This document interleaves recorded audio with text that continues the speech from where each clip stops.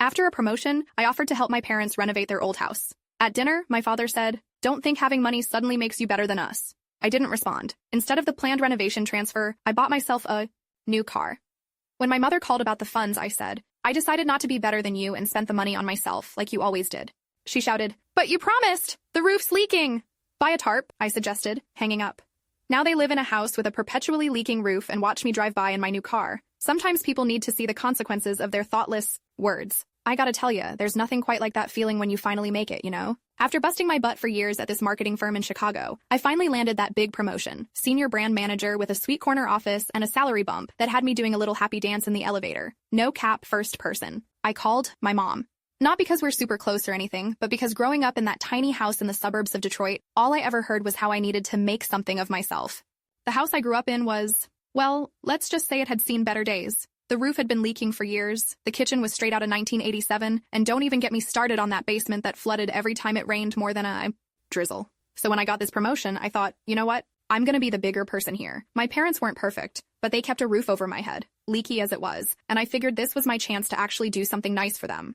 I ran the numbers and realized I could totally front them about 30 grand for some serious renovations. New roof, updated kitchen, maybe even fix that nightmare bathroom with the avocado green tub that my dad refused to replace because it still works fine. I decided to surprise them with the news over dinner, drove my trusty old Honda Civic back to Michigan for the weekend, picked up a bottle of their favorite wine, nothing fancy, just some Yellowtail because anything more expensive, and my dad would call it pretentious garbage, and showed up at their door with a smile on my face.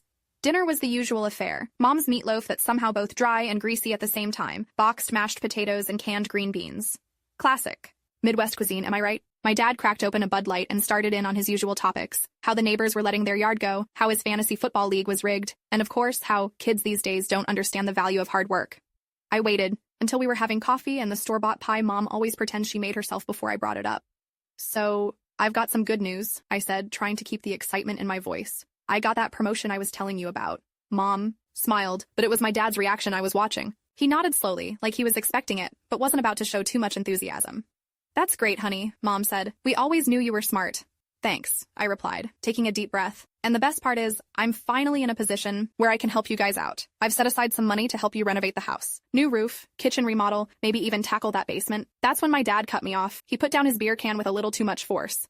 "We don't need your charity," he said, his voice doing that thing where it gets real quiet but somehow more threatening. "It's not charity, Dad. It's me wanting to help. Don't think having money suddenly makes you better than us," he snapped, his face getting that blotchy red color it always does when he's angry. "We've managed just fine all these years without handouts."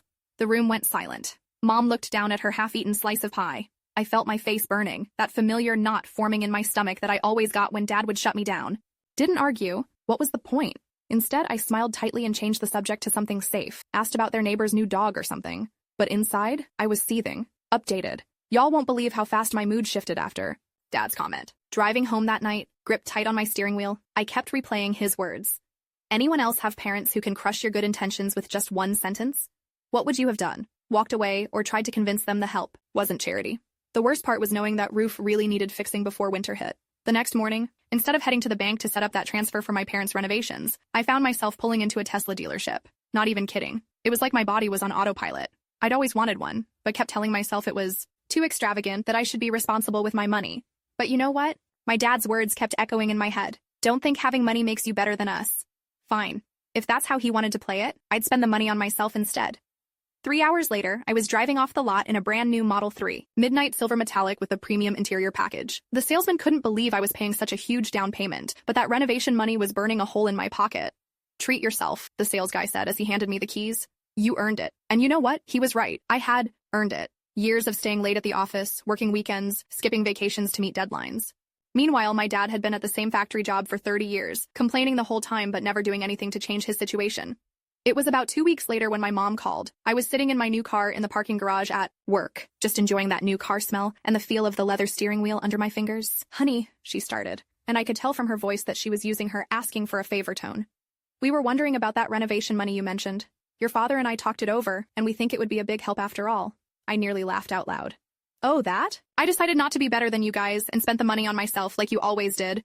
The silence on the other end of the line was deafening. "But you promised," she finally sputtered. "The roof's leaking again, and the estimate we got is way more than we can afford right now." "Buy a tarp," I suggested, feeling a strange mix of guilt and satisfaction. That's what Dad always did, right? Just throw a tarp over it and call it fixed.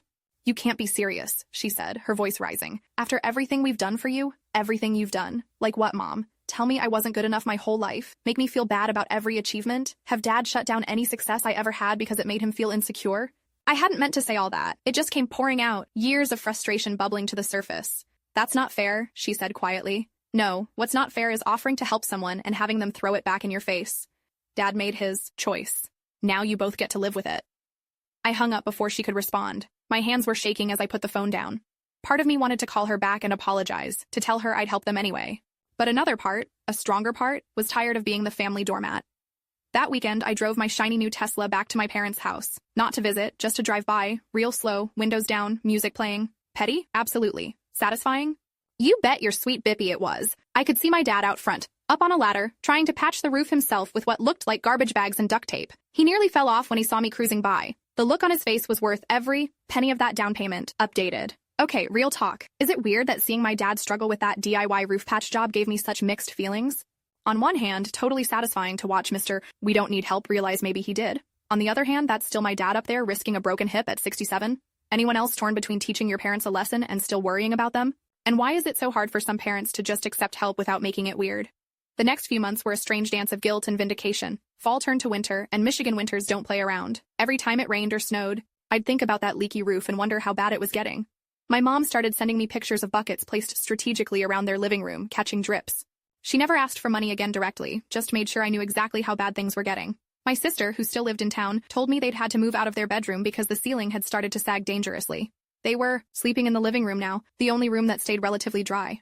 You're being childish, she told me over the phone. So Dad said something stupid. When has he not? Just help them fix the stupid roof. It's not about the roof, I tried to explain. It's about respect. About acknowledging that I've done well for myself without acting like I'm some snob looking down on them. It's exactly about the roof, she fired back. It's about you buying a fancy car to prove a point while our parents live in a house that's literally falling apart. She had a point, but I wasn't ready to admit it yet. Instead, I sent her money to buy more buckets and some heavy-duty tarps. Tell them it's from you, I instructed. Christmas was awkward, to say the least. I showed up with expensive gifts, a high-end coffee maker for Mom, a top-of-the-line fishing rod for Dad, and parked my Tesla right in front of their house where everyone could see it. The inside of their home smelled like mildew, and there were water stains on almost every ceiling. My dad barely spoke to me the entire visit. My mom kept making strained conversation, asking about my job, my apartment, anything to fill the uncomfortable silence. Neither of them mentioned the roof or the renovations. Neither did I.